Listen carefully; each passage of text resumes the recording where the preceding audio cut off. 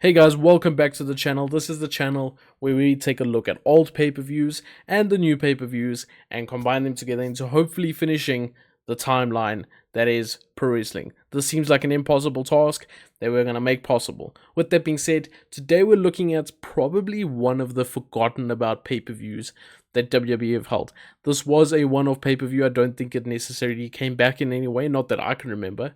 And it is called the Wrestling Classic. Basically, the idea of this pay-per-view is it was a 16-man tournament with the winner getting money. That was it. No championship opportunity, no title, no trophy, no nothing. They just got bragging rights that they won this tournament, and then they got money. I'm not even sure the amount of money that they would win was even spoken about, so that is just an assumption that was made on commentary. And this pay-per-view took place in Rosemont, Illinois on November 7th, 1985. So we are this close to Starrcade 1985, which I have heard nothing but great stuff about. So I'm excited to get into that one. So if you guys want to know when that one is released, which will be shortly, hit that notification bell at the bottom, hit that subscribe button while you're at it. Just a quick little 2-second thing. I just wanted to say thank you to everybody that has subscribed recently and that has enjoyed my top 10 or my best matches of said year, so 1983 and 1984. I'm glad you guys are enjoying it. So yeah, I just want to say thank you once again for sticking around. Hopefully you guys stick around as we get into more of the good stuff within the 80s. We're just getting started. There will be some of the newer content on the channel, but that is just for everybody to enjoy. And you know what? I don't want to cover this stuff when I reach this time in the future. So, with that being said, thank you once again. Let's get into the show. Now, if I'm being honest, this was not a good show whatsoever. I did not enjoy this at all. I think this is bottom of the barrel so far in terms of the shows I've looked at, the shows I've reviewed. It just felt meaningless and pointless from the start, and the matches felt meaningless and pointless from the start, and just was not good from the get-go. Anyway, we're looking at round 1 of the tournament, and the very first match was Adrian Adonis as he took on Corporal Kirshner. Oh, by the way, guys, I am changing my rating system slightly. I think it's this pay-per-view actually encouraged me to change this rating system. Matches that are shorter than 5 minutes, I am not going to give a rating to. Does not mean the matches were bad. Does not mean they were good. I just can't give a rating to a match that is shorter than 5 minutes.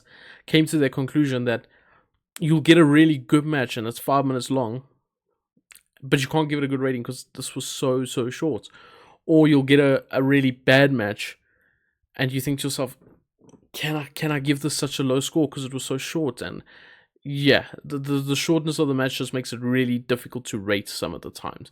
Especially some of the 5-second or 9-second or 6-second matches that you get. Really difficult. And I don't want to give no ratings to that because where do you draw the line then? You know, where do you draw the line? So, with that being said, match shorter than 5 minutes, no ratings.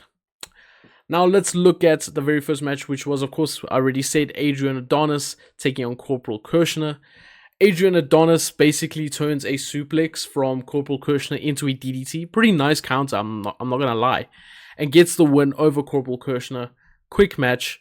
Corporal Kirshner did kick out at the 3 count, if not slightly before, but the ref counted 3.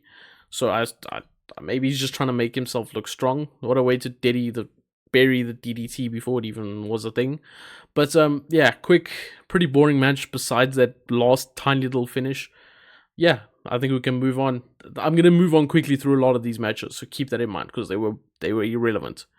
We then had Dynamite Kid versus Nikolai Volkov, and while Nikolai Volkov is busy singing his Soviet Union national anthem or his Russian national anthem, just as it ends, the bell rings, Dynamite Kid's on the top rope, he missile drop kicks Nikolai Volkov and gets the pin over him. 1, 2, 3, 6-second match.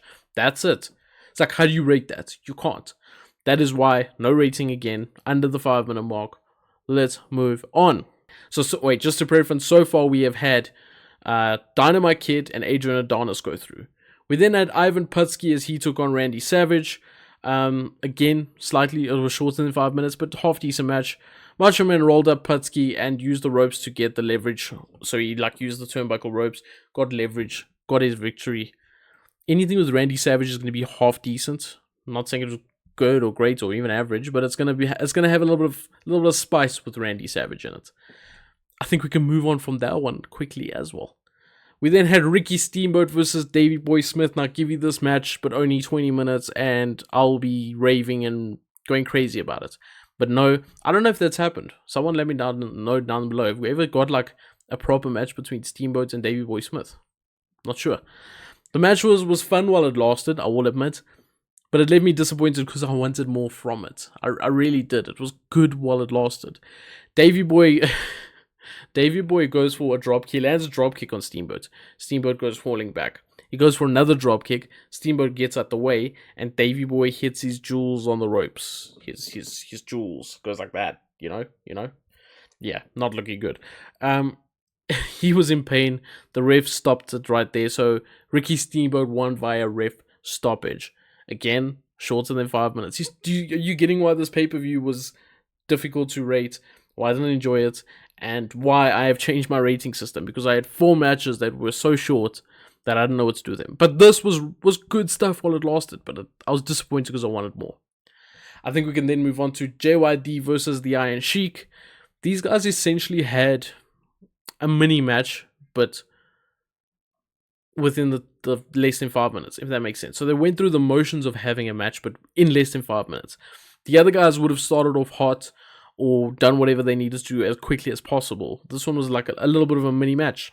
That's going to sound weird to say, but if you watch it, you'll understand. But eventually JYD lands a headbutt, which got him the win over the Iron Sheik. And he moves on, and yeah, we'll get to that. We then had Terry Funk versus Moondog Spot. This was quite a funny moment. Terry Funk goes up to Moondog and he's like, you know what? Let's both get ourselves. We don't want to fight. Let's both get ourselves counted out. We don't want to fight. And I already know what Terry Funk's thinking. They walk out. After a little bit of skepticism from Moondog Spot, whoever Moondog Spot is, this might be something I should know, but I don't know. Anyway, they walk out. Terry Funk tries to fight him as they walk out so that he could quickly get back in the ring, but Moondog Spot doesn't allow that to happen. And he somehow gets into the ring just in time, and Terry Funk is counted out. That was pretty interesting. I was like, I knew what Terry Funk was going to do, but at the same time, I was like, this is probably going to backfire into Terry Funk, and it did. Again, how do you rate that? No rating. Shorter than 5 minutes. We then had Tito Santana versus Don Morocco. Tito ended up getting pinned, but his foot was on the rope, and the ref did make it 3 count. Then Don Morocco was confused, and well, the match restarted, so Tito Santana rolled him up and got the pinfall while Don Morocco was celebrating. Also, okay stuff, not too bad. Shorter than 5 minutes once again, so no rating. Really disappointing at how many of these matches were shorter than 5 minutes, but Tito Santana and Don Morocco is going to put up some decent work at the end of the day. Let's move on. I'm flying through these, but you know what? There's nothing to talk about through these. Like, I've spoken about, some of these I spoke about longer than the match lasted. Put it that way. We then had Bob Orton as he took on Paul Orndorff. Bob Orton eventually uses his cast onto Orndorff. Does that with his cast that he had on, but the ref sees it and calls for a DQ. This match did go longer than 5 minutes. I wouldn't say much longer than 5 minutes. Decent work while they were doing it. I will be honest, while they were having their match, but the finish was underwhelming. You could see they were pacing themselves because obviously Paul Orndorff still has more to go now since he went through. And yeah, so I ended up giving this match a 2.25 stars. Finally, a match we can rate slightly below average, but the match was barely over 5 minutes. And I think they had more gears they could have gone.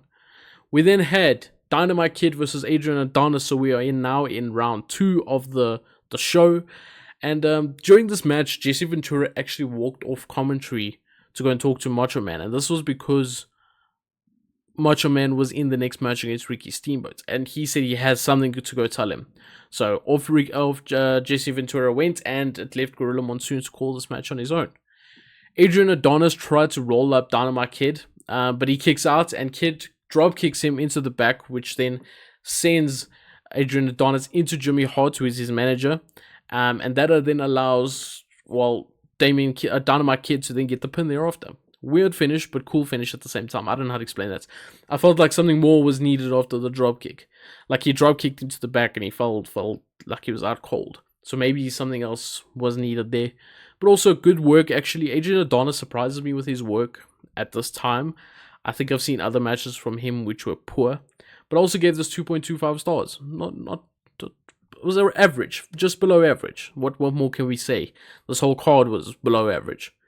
Then we get Randy Savage versus Ricky Steamboat, and this was probably one of the best 3-minute matches you're ever gonna see. That's just how it is. Like, Dave Meltzer gave this, I think, 3.5 stars or 3.75 stars, or was it a 4-star match? He gave it a high rating. He might have given this a 4-star, which is surprising for a 3-minute match, but I just can't do it because there's no time for any stories to be built there, and it's no time for any decent match to be had. It serves its purpose, I guess, in some situations, but here I would have loved for them just even 8 minutes. Would have been fantastic, but I understand why they didn't. Randy Savage works the whole damn night, but yeah. Steamboat then goes for a back suplex, but Macho Man Randy Savage grabs something out of his tights, which I assume Jesse Ventura gave him, and then hits him with it, knocking Steamboat out, getting the pinfall victory over Ricky Steamboat. Really, really good match. Doesn't go past the 5-minute mark, unfortunately. We then had JYD versus Moondog Spot. There was no ref in this match. Just no referee. They didn't send out a referee for this match. JYD landed a headbutt after a couple seconds and did the pin himself. He went 1, 2, 3 himself. That's what we're dealing with here, guys. That's what we're dealing with here on this pay-per-view. This was so poor. This whole pay-per-view was so poor, actually. Really, really disappointing stuff. We then had Tito Santana as he took on Paul Orndorff in a round 2 match. And Paul Orndorff worked an injured leg of Tito Santana throughout the match. I don't know where Tito Santana got the injury. Was it in one of his previous matches? Maybe, but I didn't notice anything specific. When I say injury, I do mean kayfabe injury, of course. But there was no like real moment which indicated to you that the next match Tito is going to come out with a leg injury. But he was strapped up. A commentary team alluded to it. So yeah, Paul Orndorff worked it. But you could see there was a bit of conflict in Paul Orndorff, and then he switched his flip, which obviously, back to old Paul Orndorff ways. But then the match eventually broke down on the outside of the ring. Both men just throwing punches and wailing at each other, but the ref counts out the match, meaning both men are eliminated from the tournament. Neither man goes through since it was a double countout. That means, and I gave this match 2 stars. It wasn't bad. It wasn't bad. I say it wasn't bad. Still below average. I'm trying to give compliments to these matches because these wrestlers are legends and icons. But yeah, just a lot of legwork, and then all of a sudden a fight breaks out at ringside. That was pretty much it. But that does mean JYD gets a bye for his next part of the tournament, and he doesn't need to compete in the semifinals. So, with that being said, we then had one random match which did have a bit of stakes in it, and it was Hulk Hogan versus Roddy Piper for the WWF World Heavyweight Championship. And this is probably the first time the crowd was really excited all night. Roddy starts like a house on fire, but then Hogan takes it to him as well. So they met each other in the middle with the house on fire, and the crowd loved it. They absolutely loved it. Hogan then began dominating Piper, landing clotheslines and elbow drops, and had the advantage until Piper and him were caught up in the corner, and then Piper got an eye gouge to, of course, Hogan's eye, and this then gave Roddy Piper the advantage. Piper then locks in a sleeper hold, but of course Hulk Hogan hulks up, he gets out of it, he sends them both over the top rope, and there's a little bit of a fight on the outside. They work their way back into the ring. Ref takes a bump after getting hit by Hulk Hogan, so this is when Piper goes out, accidentally hit by Hulk Hogan, so this is when Piper goes out, he grabs a chair, he hits Hogan once on the back, but then Hogan fights back thereafter, locks in a sleep hold of his own. It looks like Piper's about to go out, but no, Bob Orton comes in as the ref is waking up, and he attacks Hogan, leading to a DQ finish, meaning Hulk Hogan wins by disqualification, and they attack Hulk Hogan until Paul Orndorff makes the save for Hulk Hogan. Weird combination of wrestlers, considering they were at each other's throats and at WrestleMania 1. So yeah, but I guess that was his face turn thereafter on Saturday Night's Main Event, the very first one. That was 2.5 stars. With that being said, decent match, average, straight in the middle. Can't complain about it. If it went longer, I think this could have been a really, really good match. I really do. If this was like the main event of like a WrestleMania 2, I think it could have been a really, really good match. I'm still so surprised we never got Hogan versus Piper at a pay-per-view in a main event. I think that is one of the misses in WWF. Yes, they had a lot of matches, but never on a pay-per-view. And that's just because Piper never wanted to eat the pin, unfortunately. So we gave that 2.5 stars. We then move on to Randy Savage versus Dynamite Kid, and this is in the semifinals. This also, give me 25 minutes of this and I will be going crazy. I will be talking about how good of a match it is without even seeing the match. If there was another match to give more time to, it would be this match on the card. If there was a match I had to pick, it would be this one, because we do get to see Randy and Steamboat. But do we get to see Dynamite and Randy at any point in time? I'm not sure. Guys, let me know. Do we get to see Dynamite Kid versus Randy Savage go 10 minutes plus? Let me know. So there's a nice finish to this match, actually. After they go for a bit back and forth. The match wasn't long either. It was sub 5 minutes, unfortunately. Otherwise, this would have been rated match of the night. But I do think this was my match of the night nonetheless. There was a superplex from the top rope, and the commentary team was going so mad about the fact that they were both on the top rope. Which is crazy to think about if you see the things they do now. But he then, Dynamite Kid lands the superplex onto Randy Savage, but they both hold on. Randy Savage locks the legs of Dynamite Kid after taking the superplex, rolls him up basically, or locks in the cradle, and gets the 3 count. A fantastic finish. I love that. I love that. Keeps Dynamite Kid looking strong. Keeps Randy Savage look like he's fighting for his life in this tournament. Really, really, really good finish. Good match. If it was plus 5 minutes, would have got a rating and probably been rated match of the night. But so far, it's Hogan Piper, and it's gonna stay that way, because this main event was not great. Wasn't bad. Wasn't the worst on the card. But 2.25 stars is what I gave it, just to tell you guys right off the bat. Below average. Randy Savage versus JYD to crown the winner of the Wrestling Classic. A lot of stalling from Randy Savage early on, which is fair enough because he's worked like 4 matches tonight already. JYD's barely wrestled at all. I don't even know if you can count one of his matches as a wrestling match. There was no referee. But after JYD gets in a lot of offense onto Randy Savage, Randy Savage finally hits back with a clothesline, which he follows up with a double axe handle off the top rope to the outside. Savage tries everything possible to win this match via countout. He's just doing damage to JYD, climbing in the ring. Realizes JYD is getting back up, goes out, does some more damage to JYD, climbs back in the ring. Realizes JYD is getting up before the 10 count, goes out, and he did that over and over until he eventually got tired of it, threw JYD back in the ring. But JYD eventually fought back after that, lands headbutts over and over and over, and then eventually does a backdrop to Randy Savage, sending him over the top rope, and he actually gets the win via countout onto Randy Savage. I guess working all of those matches got to Randy Savage and got it to the point where he couldn't get back into the ring. Makes sense from a logical and psychological point of view, so I back that, surprisingly. And then JYD is your winner of the Wrestling Classic. Does this mean anything? Probably not. But yeah, this was a good night for Randy Savage. I think he was MVP of the night, and I think the commentary team made that very clear, and the fans made that very clear, because you started getting a few cheers, and you're thinking, this is still heel Randy Savage. This is still borderline not treating, I was going to say another word, but not treating Miss Elizabeth very well, Randy Savage. So, yeah. JYD gets the win. The pay-per-view sucked. It sucked. It took me 3 different sessions of actually sitting down to watch this pay-per-view. Like, I had to watch it in 3 different splits. I had to split it up into 3. There we go. My English came through. Tough watch. I'm just excited for Starrcade 85 now. That's what I'm excited for. Let's get going. Let's get moving with these pay-per-views.